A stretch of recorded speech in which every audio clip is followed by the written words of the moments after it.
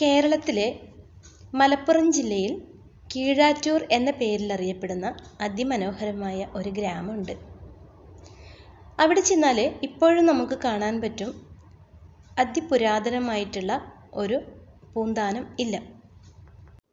ഏകദേശം 16-ാം നൂറ്റാണ്ടിൽ ജീവിച്ചിരുന്ന ഭഗവാന്റെ ഏറ്റവും പ്രശസ്തനായ, ഭഗവാന് ഏറ്റവും ഇഷ്ടപ്പെട്ട ഭക്തനായ പൂന്താനം തിരുമേനി ജീവിച്ചിരുന്ന ആ വീട് ഇപ്പോഴും അതേ പ്രൗഢിയോടുകൂടി തന്നെ അവിടെ നിലനിൽക്കുന്നു. കാരണം ഇപ്പോഴും അവിടെ ഭഗവാന്റെ ഒരു സാന്നിധ്യമുണ്ട് എന്ന് എല്ലാവരും വിശ്വസിക്കപ്പെടുന്നു. AD 1547-നും 1640-നും ഇടയിലായിരുന്നു പൂന്താനം തിരുമേനിയുടെ കാലയളവ്. എഴുത്തച്ഛനും അതുപോലെ മേൽപ്പത്തൂർ ഭട്ടതിരിപ്പാടുമൊക്കെ അദ്ദേഹത്തിൻ്റെ സമകാലികനായിരുന്നു. ഒരു ബ്രാഹ്മണ കുടുംബത്തിലാണ് പൂന്താനം ജനിച്ചതെങ്കിലും സംസ്കൃതത്തിൽ വലിയ പാണ്ഡിത്യമോ അതുപോലെ നല്ല വിദ്വാനാകാനുള്ള ഒരു വലിയ അറിവോ ഒന്നും അദ്ദേഹത്തിനുണ്ടായിരുന്നില്ല. 20-ാമത്തെ വയസ്സിലായിരുന്നു പൂന്താനം വിവാഹിതനായത്. വിവാഹം കഴിഞ്ഞിട്ട് ഏറെ നാളായിട്ടും അദ്ദേഹത്തിന് കുട്ടികളൊന്നും ഉണ്ടായിരുന്നില്ല. മുജ്ജന്മ സുകൃതത്തിൻ്റെ ഫലമായിട്ടാണ് ഒരാളിൽ ഭക്തി ഉളവാകുന്നത്. കൃഷ്ണനോട് ഏറെ ഭക്തി ഉണ്ടായിരുന്നിട്ടും പൂന്താനം ഭഗവാൻ കൃഷ്ണനോട് ഏറെ അടുത്തത് അദ്ദേഹത്തിൻ്റെ ജീവിതത്തിൽ ഒരു വലിയ ദുഃഖം താങ്ങാൻ പറ്റാത്ത അവസ്ഥയിലായിരുന്നു. കുട്ടികളില്ലാത്ത ദുഃഖം അദ്ദേഹം മറക്കാൻ വേണ്ടി കൃഷ്ണൻ്റെ ഒരുപാട് ഭക്തി സൂക്തങ്ങൾ അദ്ദേഹം മലയാള ഭാഷയിൽ തന്നെ രചിക്കുമായിരുന്നു. അങ്ങനെയാണ് അദ്ദേഹം സന്താന ഗോപാലം പാന രചിച്ചത്. സന്താന ഗോപാലം എന്ന് പറയുന്നത് ഭഗവാൻ കൃഷ്ണൻ്റെ ഏറ്റവും മനോഹരമായ ലീലകളായിരുന്നു. അത് അദ്ദേഹം അതിമനോഹരമായി പാടി അതിലിങ്ങനെ ലയിച്ചിരിക്കുമായിരുന്നു. എന്നും അദ്ദേഹത്തിൻ്റെ മനസ്സിൽ ഈശ്വര ചിന്ത മാത്രമേ ഉണ്ടായിരുന്നുള്ളൂ. ഒടുവിൽ അദ്ദേഹത്തിൻ്റെ ജീവിതത്തിൽ ഭഗവാൻ അനുഗ്രഹിച്ചു. പൂന്താനത്തിനും ഭാര്യയ്ക്കും ഒരു കുഞ്ഞു പിറന്നു. ഉണ്ണി പിറന്ന സന്തോഷത്തിൽ പൂന്താനവും ഭാര്യയും മതിമറന്ന് സന്തോഷിച്ചു. അവർ ബന്ധുജനങ്ങൾക്ക് എല്ലാവർക്കും ഒരു സദ്യ കൊടുക്കണമെന്ന് ആശിച്ചു. അങ്ങനെ വീട്ടിൽ അതിഥികളൊക്കെ വരാൻ തുടങ്ങി. ആ ഒരു സമയത്ത് പൂന്താനത്തിൻ്റെ ഭാര്യ കുട്ടിയെ താരാട്ട് പാട്ടുപാടി ഉറക്കി മുറിയിലൊരു മൂലയിൽ കിടത്തിയിരുന്നു. അങ്ങനെ പൂന്താനത്തിൻ്റെ ഭാര്യ അടുക്കളയിൽ ജോലിയിൽ മുഴുകി. അതുപോലെ പൂന്താനമാണെങ്കിലോ അതിഥികളെ സ്വീകരിക്കുന്ന തിരക്കിലും അങ്ങനെ സന്തോഷിച്ച് മതിമറന്ന് സന്തോഷിക്കുകയാണ്. രണ്ടുപേരും അതിലിവിടെ ഇങ്ങനെ ഓടി നടക്കുകയാണ്. വന്ന അതിഥികളിൽ ഒരുപാട് സ്ത്രീജനങ്ങൾ ഉണ്ടായിരുന്നു. അവരെന്താ ചെയ്തതെന്ന് വെച്ചാൽ അവരുടെ കയ്യിലുണ്ടായിരുന്ന ആ ഭാണ്ഡക്കെട്ടുകളൊക്കെ ആ ഒരു മുറിയുടെ മൂലയിൽ കൊണ്ടുവച്ചു. ഒന്നിന് പിറകെ ഒന്നായി ഇങ്ങനെ മൂലയിൽ ആ ഒരു ഭാണ്ഡക്കെട്ട് ഇങ്ങനെ കുന്നുകൂടി കിടന്നു. ആ ഒരു മുറിയുടെ മൂലയിൽ തന്നെയായിരുന്നു നമ്മുടെ പൂന്താനത്തിൻ്റെ കുഞ്ഞിനെയും ഭാര്യ ഉറക്കിക്കിടത്തിയിട്ടുണ്ടായിരുന്നത്. മറ്റുള്ളവരുടെ ഒന്നും ശ്രദ്ധ തട്ടി കുട്ടി പെട്ടെന്ന് അറിയാതിരിക്കാൻ വേണ്ടി ആ കുഞ്ഞിനെ ഒരു മൂലയ്ക്ക് കിടത്തിയിട്ടുണ്ടായിരുന്നു. പഴയ മനയായിരുന്നത് കൊണ്ട് മുറിയിൽ അങ്ങനെ സൂര്യപ്രകാശമൊന്നും അങ്ങനെ ഉണ്ടായിരുന്നില്ല.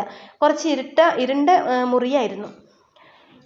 പൂന്താനവും ഭാര്യയും ഇതൊന്നും അറിയാതെ സന്തോഷത്തിൽ ഇങ്ങനെ ആറാടുകയാണ്.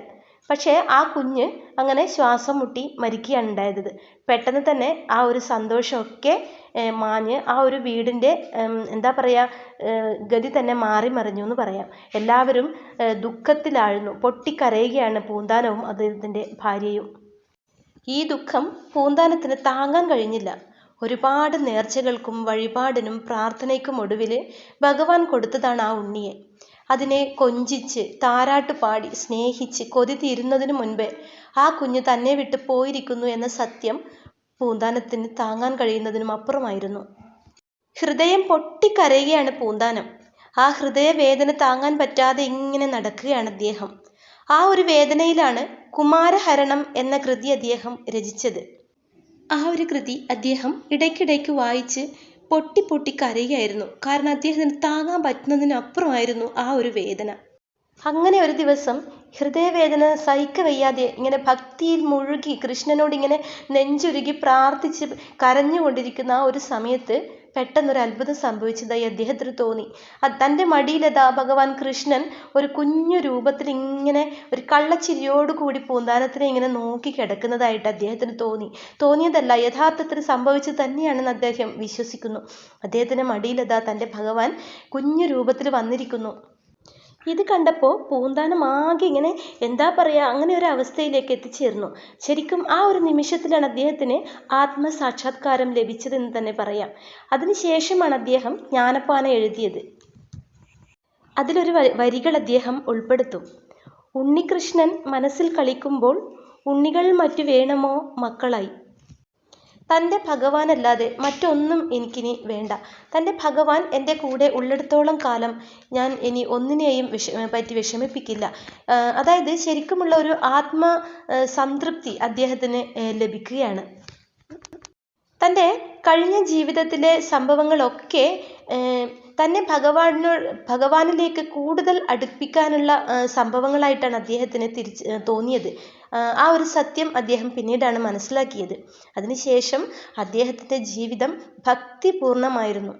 ഇടയ്ക്കിടയ്ക്ക് അദ്ദേഹത്തിന് പറ്റുന്ന സമയങ്ങളിലൊക്കെ അദ്ദേഹം ഗുരുവായൂർ അമ്പലത്തിലേക്ക് പോകുമായിരുന്നു. ഗുരുവായൂർ അമ്പലത്തിലെത്തിയാൽ അവിടെ ഭജനയും മറ്റുമായി അവിടെ ചെലവഴിക്കും. ഭഗവാനെ തൻ്റെ സ്വന്തം കുഞ്ഞായിട്ട് മനസ്സിൽ പ്രതിഷ്ഠിക്കുകയാണ് പൂന്താനം. ഭക്തിയിൽ ഇങ്ങനെ മുഴുകിയ ജീവിതമായിരുന്നു പിന്നീട് അങ്ങോട്ട് അദ്ദേഹം നയിച്ചിരുന്നത്. ഭഗവാന്റെ ആ ഒരു ഓർമ്മയിൽ അങ്ങനെ ജീവിതം തള്ളി നീക്കുകയായിരുന്നു. ഏറെ ദിവസവും ഗുരുവായൂർ തന്നെയായിരുന്നു അദ്ദേഹം ചെലവഴിച്ചിരുന്നത്. ഗുരുവായൂർ അമ്പലത്തിലെ സ്ഥിരം സന്ദർശകനായിരുന്നു പൂന്താനം നമ്പൂതിരി. അങ്ങനെ ഒരിക്കൽ മേൽപ്പത്തൂർ നാരായണ ഭട്ടതിരിപ്പാട് ഗുരുവായൂർ അമ്പലത്തിൽ എത്തിയിട്ടുണ്ടെന്ന് അദ്ദേഹം പൂന്താനം തിരുമേനി അറിഞ്ഞു. മേൽപ്പത്തൂർ എന്ന് വെച്ചാൽ സംസ്കൃതത്തിൽ വളരെ പാണ്ഡിത്യമുള്ള ആളായിരുന്നു. വിഭക്തിയൊക്കെ ചേർത്ത് അദ്ദേഹം നാരായണീയമൊക്കെ രചിച്ചതാണല്ലോ. നമ്മുടെ പൂന്താനം തിരുമേനി എന്ന് വെച്ചാൽ അദ്ദേഹത്തിന് വലിയ പാണ്ഡിത്യം ഒന്നും ഉണ്ടായിരുന്നില്ല. സംസ്കൃതത്തിൽ വലിയ ഭാഷാ പാണ്ഡിത്യമൊന്നും അദ്ദേഹത്തിന് ഉണ്ടായിരുന്നില്ല. അദ്ദേഹത്തിൻ്റെ ആ ഒരു ഭക്തി കാരണം മനസ്സിൽ എന്തൊക്കെയോ ഭഗവാൻ തോന്നിപ്പിക്കും. അത് അതേപോലെ ഇങ്ങനെ കുത്തിക്കുറിക്കും. അങ്ങനെ ഒരു ദിവസം അദ്ദേഹം സന്താന ഗോപാലം പാന രചിച്ചിട്ടുണ്ടായിരുന്നല്ലോ. അപ്പോൾ അത് മേൽപ്പത്തൂരിനെ ഒന്ന് കാണിച്ച് അതിലെ തെറ്റുകുറ്റങ്ങൾ എന്തെങ്കിലും ഉണ്ടെങ്കിൽ അതൊന്ന് ചൂണ്ടിക്കാട്ടിത്തരാൻ പറയാമല്ലോ എന്ന് വിചാരിച്ച് അദ്ദേഹം ആ ഒരു കൃതിയുമായിട്ട് മേൽപ്പത്തൂരിൻ്റെ അടുത്തേക്ക് പോവുകയാണ്. ഇതിൽ തെറ്റുകുറ്റങ്ങൾ വല്ലതുണ്ടെങ്കിൽ ഒന്ന് ചൂണ്ടിത്തരുമോ എന്ന് പൂന്താനം മേൽപ്പത്തൂരിനോട് ചോദിച്ചപ്പോൾ മേൽപ്പത്തൂർ വെറുതെ ഒന്ന് ഇങ്ങനെ നോക്കി. കാരണം മേൽപ്പത്തൂർ എന്ന് വെച്ചാൽ വലിയ വിദ്വാനല്ലേ, സംസ്കൃതത്തിൽ ഒരുപാട് പാണ്ഡിത്യമുള്ള ആളല്ലേ. അപ്പോൾ ഇങ്ങനെയുള്ള സാധാരണ മലയാള ഭാഷാ കൃതികളൊന്നും അദ്ദേഹത്തിൻ്റെ കണ്ണിൽ പിടിച്ചില്ല എന്ന് പറയാം. അദ്ദേഹം പറഞ്ഞു, ഇത് സാധാരണ ഒരു ഭാഷാ സാഹിത്യമല്ലേ, ഇതൊക്കെ ആർക്കും രചിക്കാമല്ലോ, ഇതിൽ തെറ്റുകുറ്റങ്ങൾ മാത്രമേ ഉണ്ടാവുകയുള്ളൂ എന്നുള്ള രീതിയിൽ പൂന്താനത്തിനെ ഒന്ന് തരം താഴ്ത്തിയതേ ഉള്ളൂ. അദ്ദേഹത്തിന് അത്ര ഒരു എന്താ പറയുക, ഒരു ഗൗനിച്ചില്ല പൂന്താനത്തിന്. ഇത് കേട്ടപ്പോൾ പൂന്താനത്തിന് വളരെ സങ്കടമായി. കാരണം ഒരുപാട് ആകാംക്ഷയോടുകൂടി പ്രതീക്ഷയോടുകൂടി ഓടി വന്നതാണ് മേൽപ്പത്തൂരിനെ ഒന്ന് കാണാനും തൻ്റെ ആ കൃതിയിലെ ഒന്ന് തെറ്റ് ചൂണ്ടിത്തരുമോ എന്ന് ചോദിക്കാനും ഒരുപാട് പ്രതീക്ഷയോടെ ഓടി വന്നതാണ്. മേൽപ്പത്തൂർ എന്ന് വെച്ചാൽ എല്ലാവരും അറിയപ്പെടുന്ന വളരെ പാണ്ഡിത്യമുള്ള ഒരാളാണ്. അങ്ങനെയുള്ള ഒരാളെ നേരിൽ കാണാനും സംശയങ്ങളൊന്ന് തീർത്തു തരും എന്നുള്ള പ്രതീക്ഷയിൽ വന്നതാണ്. പക്ഷേ മേൽപ്പത്തൂരിൻ്റെ ആ ഒരു വാക്ക് കേട്ടപ്പോൾ പൂന്താനത്തിന് അത് താങ്ങാൻ പറ്റിയില്ല. തനിക്ക് ഒന്നിനോടും ഒരു പാണ്ഡിത്യമില്ല. ഭഗവാൻ ആ ഒരു സമയത്ത് മനസ്സിൽ തോന്നിപ്പിക്കുന്ന കാര്യങ്ങൾ അതേപടി കുത്തിക്കുറിക്കുകയാണ് ചെയ്തത്. പക്ഷേ അതിൽ തെറ്റുകൾ ഒന്ന് ചൂണ്ടിക്കാണിച്ചു തരാൻ എനിക്ക് ആരുമില്ല. ആ ഒരു വേദനയിൽ ഇങ്ങനെ മനസ്സുരുകി പൂന്താനം അവിടെ നിന്നും ഒന്ന് മാറിപ്പോയി കരഞ്ഞുകൊണ്ട് മറ്റൊരു സ്ഥലത്ത് പോയി ഇരിക്കുകയാണ് പൂന്താനം ചെയ്യുന്നത്. ആ ഹൃദയവേദനയിൽ പൂന്താനം പറയുകയാണ്, എൻ്റെ കൃതിക്ക് ഒരു പ്രാധാന്യമില്ലേ എൻ്റെ കൃഷ്ണ. മഹാവിദ്വാൻമാരുടെ കൃതികളുടെ ഇടയിൽ എൻ്റെ ഈ ഒരു കുഞ്ഞു കൃതിക്ക് ഒരു പ്രാധാന്യമില്ലേ? അങ്ങ് തന്നെയല്ലേ എൻ്റെ മനസ്സിൽ ഓരോന്ന് തോന്നിപ്പിച്ചത്, അത് തന്നെയല്ലേ ഞാൻ കുത്തിക്കുറിക്കുകയും ചെയ്തത്. എന്നിട്ടും ഇത്ര കഷ്ടപ്പെട്ട് അതൊക്കെ എഴുതിയിട്ടും എൻ്റെ കൃതിക്ക് മാത്രം ഒരു പ്രാധാന്യമില്ലേ എൻ്റെ കൃഷ്ണ. അതിൻ്റെ തെറ്റുകുറ്റങ്ങൾ പറഞ്ഞു തരാൻ ആരുമില്ലേ എന്ന് ഇങ്ങനെ ഉരുവിട്ടുകൊണ്ട് അദ്ദേഹം ഭഗവാന്റെ നാമവും ചൊല്ലിക്കൊണ്ട് ഇങ്ങനെ കിടക്കുകയാണ്. അങ്ങനെ മേൽപ്പത്തൂര് പൂന്താനത്തിൻ്റെ കൃതിയെയും പരിഹസിച്ചുകൊണ്ട് ക്ഷേത്ര ദർശനത്തിനു വേണ്ടി അകത്തേക്ക് പോയി. അങ്ങനെ കണ്ണുകളടച്ച് ഭഗവാന്റെ മുന്നിൽ പ്രാർത്ഥിച്ചുകൊണ്ട് നിൽക്കുമ്പോൾ ഭഗവാൻ പറയുകയാണ് മേൽപ്പത്തൂരിനോട്, അങ്ങയുടെ അത്ര വിഭക്തി പൂന്താനത്തിന് ഉറച്ചിട്ടില്ല. പക്ഷേ അങ്ങയുടെ വിഭക്തിയേക്കാളും എനിക്കിഷ്ടപ്പെട്ടത് പൂന്താനത്തിൻ്റെ ഭക്തിയാണ്. മേൽപ്പത്തൂര് മാത്രം കേൾക്കുകയാണ് ഭഗവാന്റെ ഈ വാക്കുകൾ. അദ്ദേഹമാകെ എന്താ പറയുക, ലജ്ജ കൊണ്ട് തല താഴ്ത്തി. ഭഗവാൻ പറയാണ് തൻ്റെ വിഭക്തിയേക്കാളും ഇഷ്ടപ്പെട്ടത് പൂന്താനത്തിൻ്റെ ഭക്തിയാണെന്നോ. മേൽപ്പത്തൂരിനൊന്നും മനസ്സിലായിട്ടില്ല. അദ്ദേഹം ആകെ അമ്പരന്ന് ഇങ്ങനെ നിൽക്കുകയാണ്. പെട്ടെന്ന് തന്നെ മേൽപ്പത്തൂര് ശ്രീകോവിൽ നിന്നും പുറത്തിറങ്ങി പൂന്താനത്തിനെ അന്വേഷിക്കുകയാണ്. പൂന്താനം അങ്ങ് ദൂരെ മാറിപ്പോയിരുന്ന് ഇങ്ങനെ ആലോചിച്ചുകൊണ്ടിരുന്ന് കരയുകയാണ്. പെട്ടെന്ന് തന്നെ മേൽപ്പത്തൂര് പൂന്താനത്തിനെ കണ്ടു. പൂന്താനത്തിൻ്റെ അടുത്തേക്ക് ഓടിച്ചെന്നു. എന്നിട്ട് പറയാണ്, ഹേ എന്താ പൂന്താനം ഇത്? ഞാനൊരു തമാശ പറഞ്ഞു എന്ന് വെച്ച് ഇങ്ങനെ വിഷമിച്ചിരിക്കണോ? ഞാനത് വെറുതെ പറഞ്ഞതല്ലേ. തൻ്റെ ആ ഗ്രന്ഥം തരൂ, ഞാനൊന്ന് നോക്കട്ടെ എന്ന് പറഞ്ഞ് ആ ഗ്രന്ഥം പൂന്താനത്തിനോട് മേൽപ്പത്തൂര് വാങ്ങിക്കുകയാണ്. അതൊന്ന് തുറന്നു നോക്കിയപ്പോൾ കുറച്ച് വായിച്ചതേ ഉള്ളൂ. മേൽപ്പത്തൂര് ആകെ അതിശയപ്പെട്ടു പോയി. എന്താണ് ഞാൻ ഈ കാണുന്നത്? അതിലെ ഓരോ വരികൾ വായിക്കുമ്പോഴും ഇങ്ങനെ ഭക്തി നിറഞ്ഞു വരികയാണ്. പൂന്താനത്തിൻ്റെ ഏത് കൃതി വായിക്കുമ്പോഴും ഭക്തി നിറഞ്ഞൊഴുകുകയാണ്. കാരണം ഭക്തിയുടെ ആ നിർവൃതിയിൽ ഇങ്ങനെ ലയിച്ചെഴുതുകയാണ് പൂന്താനം അദ്ദേഹത്തിൻ്റെ ഓരോ കൃതികളും. അപ്പോൾ മേൽപ്പത്തൂർ ഇതൊക്കെ വായിച്ച് ഇങ്ങനെ അന്തം വിട്ട് നിൽക്കുകയാണ്. തന്നെക്കാളും ഭക്തിയോ പൂന്താനത്തിന്? ഇത്രയധികം ഭക്തി നിറഞ്ഞു നിൽക്കുന്ന ഈ ഒരു ഗ്രന്ഥത്തെയാണോ താൻ പുച്ഛിച്ചത് എന്നിങ്ങനെ മേൽപ്പത്തൂർ ഇങ്ങനെ ആലോചിച്ചിരിക്കുകയാണ്. അതിലെ ഓരോ വരികൾ വായിക്കുമ്പോഴും ഭക്തി നമുക്ക് കൂടി പകർന്നു കിട്ടുകയാണ്. അവസാനം മേൽപ്പത്തൂര് പറഞ്ഞു, ഇതിലെ പിഴ തീർത്തു തരാൻ ഞാൻ ആരുമല്ല പൂന്താനം. കാരണം അത്രയ്ക്ക് എന്താ പറയുക, ഭക്തി നിർഭരമായിട്ടുള്ള ഈ ഗ്രന്ഥത്തെയാണ് ഞാൻ ആദ്യം പുച്ഛിച്ചത്. എന്നോട് ക്ഷമിക്കുക. അങ്ങയുടെ ഭക്തിക്ക് മുൻപിൽ എൻ്റെ പാണ്ഡിത്യം ഒന്നുമല്ലാതായിരിക്കുന്നു. ഇത്രയധികം ഭക്തി നിർഭരമായ ഈ വരികളെയാണ് ഞാൻ ആദ്യം പുച്ഛിച്ചതെന്ന് ഓർക്കുമ്പോൾ എനിക്ക് എന്നോട് തന്നെ ലജ്ജ തോന്നുന്നു.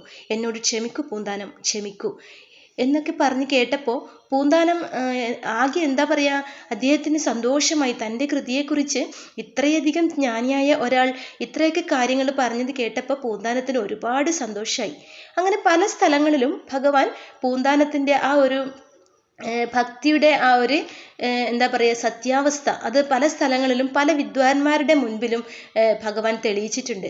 പല വിദ്വാൻമാരും പൂന്താനത്തിൻ്റെ ആ ഒരു ഭക്തിയെ പരീക്ഷിക്കാൻ വേണ്ടി പല ചോദ്യങ്ങളൊക്കെ ചോദിച്ചിട്ടുണ്ട്. അവരുടെ മുൻപിലൊക്കെ പൂന്താനം ഇങ്ങനെ ഒരു ഒന്നും അറിയാത്ത ഒരാളെ പോലെ ഇങ്ങനെ പതറി നിൽക്കുന്ന സമയത്ത് ഭഗവാൻ അവരുടെ മുൻപിലൊക്കെ ആ ഒരു ഭക്തിയുടെ ആ ഒരു നൈർമല്യം എല്ലാവരുടെ മുൻപിലും തെളിയിച്ചു കൊടുത്തിട്ടുണ്ട്. പൂന്താനത്തിന് സംസ്കൃതത്തിൽ വലിയ പാണ്ഡിത്യം ഒന്നുമില്ല. എന്നാലും എല്ലാ ഭാഗവത സപ്താഹങ്ങളും നടക്കുന്ന സ്ഥലങ്ങളിലും അദ്ദേഹം പോകും. ക്ഷമയോടെ ഇഷ്ടത്തോടു കൂടി ആ ഭാഗവതം ശ്രവിക്കും. അങ്ങനെയാണ് അദ്ദേഹം ഭഗവാൻ കൃഷ്ണൻ്റെ ഓരോ ലീലകളും മനസ്സിലാക്കാൻ തുടങ്ങിയത്. പിന്നീടാണ് അദ്ദേഹം ഭാഗവത സപ്താഹം നടത്താനും തുടങ്ങിയത്. അങ്ങനെ ഭഗവാന്റെ ഓരോ ലീലകളും പൂന്താനം ഇതുപോലെ ഇങ്ങനെ കേട്ടാണ് പഠിച്ചിട്ടുള്ളത്. അല്ലാതെ പൂന്താനത്തിന് ഇത് ആരും പറഞ്ഞു കൊടുത്തിട്ടൊന്നുമില്ല. ഓരോ സ്ഥലത്തും ഭാഗവത സപ്താഹം നടക്കുമ്പോഴും അതിലെ ആ ഓരോ ലീലകൾ ഇങ്ങനെ വർണ്ണിക്കാൻ വേണ്ടി എല്ലാവരും പൂന്താനത്തിനെയാണ് വിളിച്ചുകൊണ്ടിരുന്നത്. പൂന്താനത്തിൻ്റെ കഥ ഇവിടെ അവസാനിക്കുന്നില്ല. ഇനിയും ഒരുപാട് മനോഹരമായ നിമിഷങ്ങൾ അദ്ദേഹത്തിൻ്റെ ജീവിതത്തിൽ ഉണ്ടായിട്ടുണ്ട്. അപ്പോൾ അതൊക്കെ ഞാൻ അടുത്ത വീഡിയോയിൽ പറയുന്നതാണ്. ഈ വീഡിയോയിൽ ഇത്രയും നേരം കേട്ടുകൊണ്ടിരുന്ന എല്ലാവർക്കും നന്ദിയുണ്ട്. ഈ കഥയുടെ ബാക്കി കാര്യങ്ങൾ കൂടി അടുത്ത വീഡിയോയിൽ പറയും. അപ്പോൾ അതൊക്കെ ഒന്ന് കേൾക്കാനുള്ള മനസ്സ് കാണിക്കണം. അപ്പോൾ എല്ലാവർക്കും ഒരിക്കൽ കൂടി നന്ദി പറഞ്ഞുകൊണ്ട് ഇന്നത്തെ ഈ ഒരു വീഡിയോ ഇവിടെ ഞാൻ അവസാനിപ്പിക്കുകയാണ്.